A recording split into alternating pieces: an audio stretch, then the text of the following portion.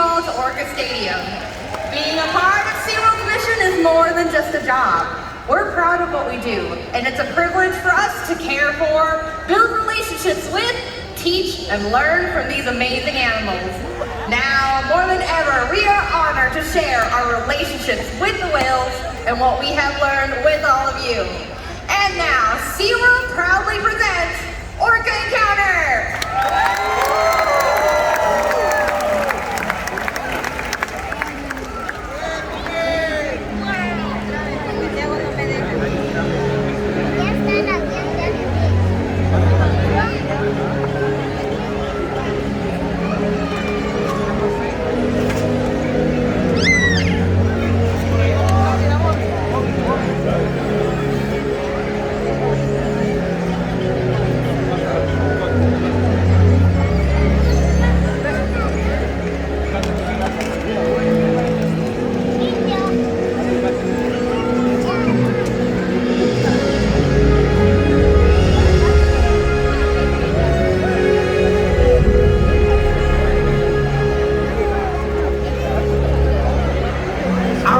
Has one interconnected ocean. A vast blue expanse critical to life on Earth.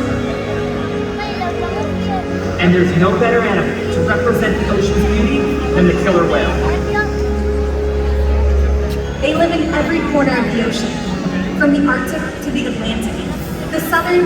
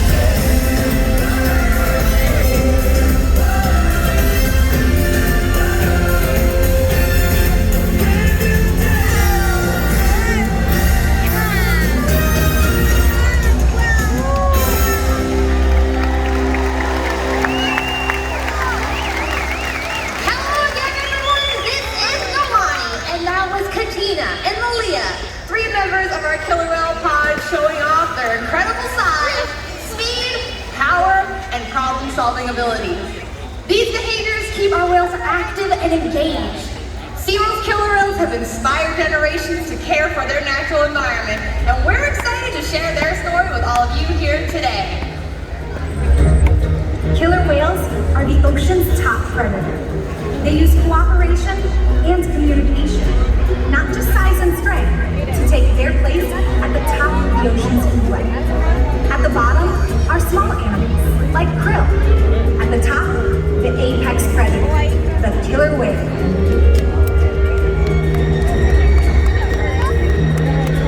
Killer whales are as big as a bus, faster than an Olympic swimmer, high-flying and powerful.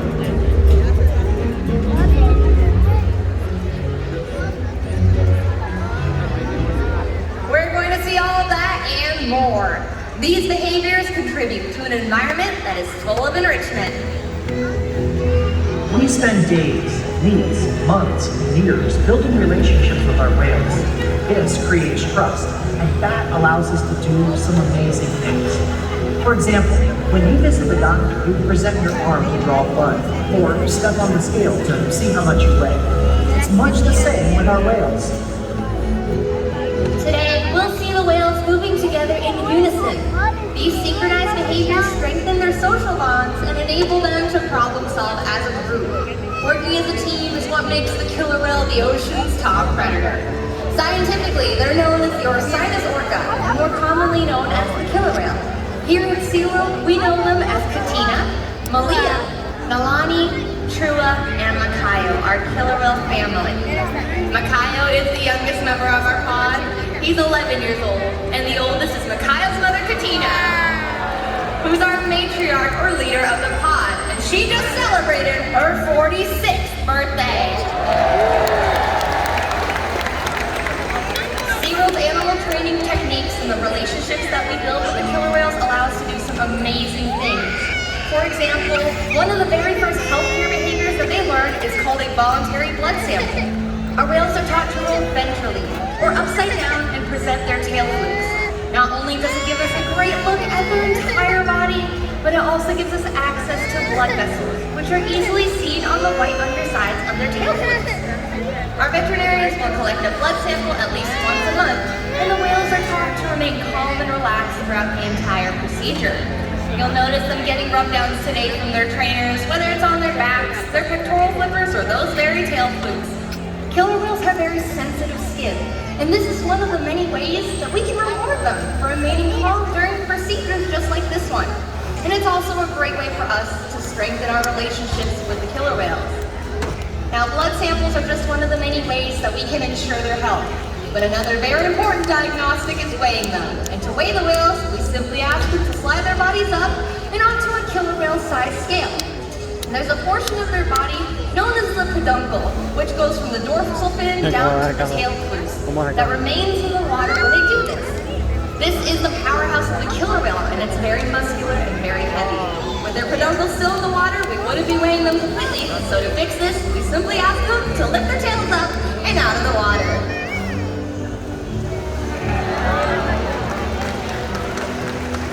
Training this posture enables us to ensure accuracy, so we know that our younger whales are growing properly and our older whales are maintaining a healthy weight. And the care isn't just physical. Mental stimulation and play are vital, and we surprise and engage with our whales at every opportunity. Play is how killer whales teach their young to hunt, and for the adults, play is important too. It seems that they just enjoy having fun. Making time for play is an important part of life for killer whales, and for us. Hello everyone, I'm down here by the left side of the stadium. Killer whales love to play, and they learn a lot through mimicry and observational learning.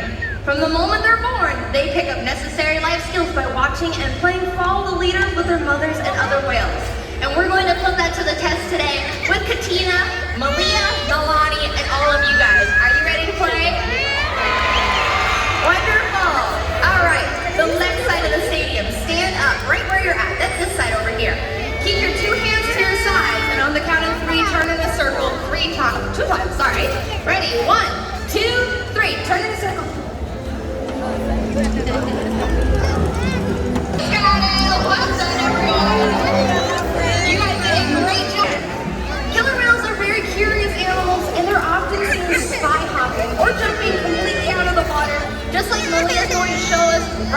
the stage. All right, right side of the stadium, stand up. It is your turn to play. Your 2 pointer fingers out in front of you and over your left shoulder on the count of 3. 1, 2, 3. And Katina is off. Killer whales will breach for a number of different reasons, whether it's to scratch an itch, stun their prey, or simply to show off. It's their way of saying that they've arrived, and sometimes that comes with a great big splash.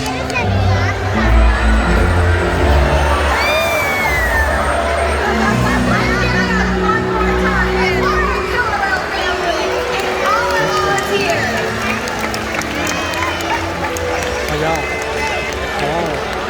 As you can see, killer whales are amazing athletes, and they eat several hundred pounds of food every single day.